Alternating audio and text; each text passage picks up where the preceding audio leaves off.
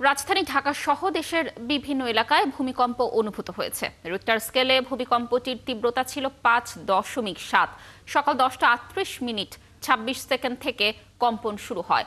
আবহাওয়া অফিস জানায়, ভূমিকম্পের উৎপত্তি স্থল নরসিংদীর মাধবদী। সকালে কম্পনের মাত্রা এতটাই বেশি ছিল যে বহু মানুষ আতঙ্কে ঘর ছেড়ে রাস্তায় নেমে আসেন। নামার সময় আহত হবার বেশ কিছু ঘটনাও ঘটেছে।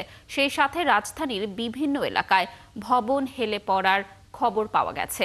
অনেক প্রত্যক্ষদর্শী বলছেন, এমন তীব্র ভূমিকম্প এর আগে কখনোই তারা দেখেননি। এদিকে সকালে রাজধানীর পুরান ঢাকার বংশালের কসাইটুলিতে 5তলা ভবনের অংশ ধসে 3 পথচারী নিহত হয়েছেন। নিহতদের মরদেহ মিটফোর্ড হাসপাতালে নেওয়া হয়েছে। এছাড়া নারায়ণগঞ্জের রূপগঞ্জে দেয়াল চাপায় মারা গেছে এক শিশু। বাংলাদেশের সাথে ভারতের পশ্চিমবঙ্গের কলকাতা সহ আশপাশের এলাকায় ভূমিকম্প অনুভূত হয়। তিনটা খালি বাড়ি আমি শখ আসছি 3বার গায়ে বাড়ি ধম ধুম ধুম করে মানে খালি ওয়ালটি পড়লো, পড়ার সাথে ডেবে গেছে। আমার শহরে ডেবে গেছি। তারপর এখানে একটা রিস্কা ছিল, ওই একটু আহত হয়েছে, রিস্কা পাড়া চলে গেল, আর আমাদের লোকজন আহত হয়েছে।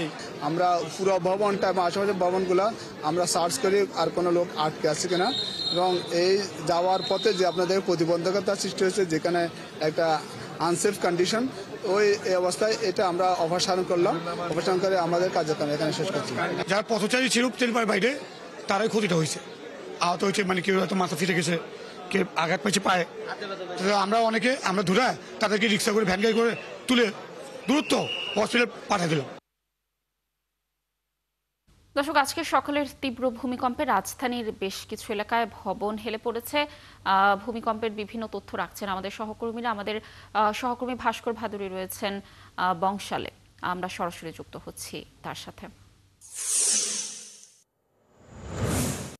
ভাস্কর, আগের সংবাদ সঞ্চয়গুলো তো আপনার সাথে যুক্ত ছিলাম, এবং আপনি আমাদেরকে জানাচ্ছিলেন যে কসাইটুলিতে একটি বিল্ডিং এর কার্নিশ আসলে ধসে পড়েছে এবং 3 পথচারী নিহত হয়েছিল এবং আর বেশ কিছু মানুষ আহত হয়েছে। এবং আপনার সাথে যারা কথা বলছিলাম বেশ আতঙ্কিত রয়েছিল তারা। এখন সেখানকার পরিস্থিতি কেমন দেখছেন? উদ্ধারকর্মী যারা রয়েছেন তারা কি জানাচ্ছেন? ভাস্কর, নিশ্চয়ই শুনতে পাচ্ছেন আমাকে। একটু ক্ষয়ক্ষতির তথ্য আপনার কাছে জানবো, উদ্ধারকর্মীরা কি বলছেন, যেহেতু একটি দুর্ঘটনা সেখানে ঘটে গিয়েছে।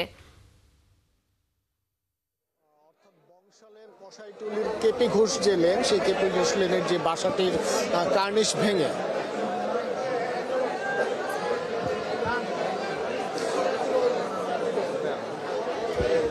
কানিস, প্রথমে যেটা বলবো যে সকাল 10টা 38 মিনিটে 5.7 মাত্রার যে ভূমিকম্প হয়েছে, সেই ভূমিকম্পের রেশেই কিন্তু বংশালের কসাইটুলির কেপি ঘোষ লেনের যে 20 নম্বর বাসা, সেই 20 নম্বর বাসার 8 তলার যে কার্নিশ, সেই কার্নিশে ভেঙে পড়েছে। এবং কার্নিশটি ভেঙে পড়ার কারণে এই সড়ক দিয়ে যারা যাতায়াত করছিলেন, আপনি ক্যামেরার মাধ্যমে দেখতে পাচ্ছেন যে সড়কটি বংশাল থেকে আরমানিটোলার দিকে গিয়েছে, এই সড়ক দিয়ে যারা যাতায়াত করছিলেন সেই পথচারীর মাঝে মোট 9 জন আহত হয়েছে। এবং যাদের মাঝে প্রাথমিকভাবে আহত হওয়ার পরে ঘটনাস্থলের প্রত্যক্ষদর্শী যারা রয়েছেন তারা কিন্তু বলছেন যে 2 জনের ঘটনাস্থলেই মৃত্যু হয়েছে এবং বাকি একজনকে হাসপাতালে নিয়ে যাওয়ার পরে মৃত ঘোষণা করা হয়।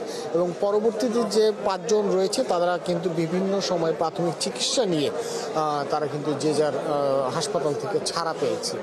মূলত ঘটনার প্রায় 10 থেকে 12 মিনিট পরে ফায়ার সার্ভিসের একটি টিম এই কেপি ঘোষ লেনের যে নির্ধারিত যে বাসাটা রয়েছে সেই বাসার সামনে আসে এবং আসার পরে তারা কিন্তু উদ্ধার অভিযান পরিচালনা করে। উদ্ধার অভিযান পরিচালনা শেষে আমরা দেখতে পেরেছি পুরো যে কার্নিশটির যে ঝুলন্ত অংশটি ছিল, তারাও কার্নিশের পুরো ঝুলন্ত অংশটি একদম ভবন থেকে আলাদা করে সেই অংশটি রাস্তার একপাশে রেখে তারা কিন্তু তাদের যে উদ্ধার অভিযান সমাপ্ত ঘোষণা করে। মূলত তারপর থেকেই এই সড়কের দুধার দূরে কিন্তু উৎসাহী মানুষের ভিড়। কেউ ভবনটি দেখতে এসেছেন, কেউ বা ক্ষয়ক্ষতি সম্বন্ধে জানতে এসেছেন।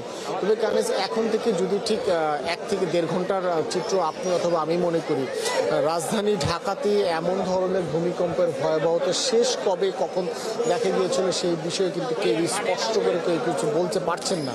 কারণ সকাল 11:15 দিকে ভূমিকম্পের যে রেশ, সেই রেশের কারণে আমরা দেখতে পেয়েছি শহরের বিভিন্ন প্রান্তের মানুষ কিন্তু মূল যে বাসভবন, সে বাসভবন ছেড়ে কিন্তু সড়কে নেমে এসেছিল। হয়তোবা এই ভবনের মানুষজন একই রকম করেছিল, কিন্তু ভূমিকম্পের যে তীব্রতা, সেই তীব্রতার কারণে এই ভবনের 7 তলার কার্নিশ কিন্তু পুরোপুরি ধসে যায় এবং ধসে পড়ার কারণে পথচারী যারা রয়েছেন তাদের মাঝে 7 থেকে 8 জন কিন্তু আহত হয় এবং যাদের মাঝে 3 জনের করুণ অর্থাৎ মর্মান্তিক কিন্তু মৃত্যুর ঘটনা ঘটে।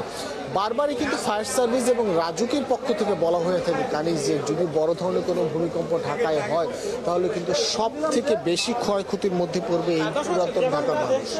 নিশ্চয়ই ভাস্কর, এই দুর্ঘটনাটির পর কিছুটা হলেও পুরনো ঢাকার মানুষ আরেকটু সতর্ক হবে এবং সতর্কতা অবলম্বন করবে আসলে অবকাঠামো নির্মাণের ক্ষেত্রে। দর্শক যুক্ত ছিলেন আমাদের সহকর্মী ভাস্কর ভাদুরী। আরমানিটোলায় একটি দুর্ঘটনা ঘটেছে, নিহতের খবর রয়েছে, আহত হয়েছেন অনেকেই, তথ্য জানানোর চেষ্টা করছিলেন।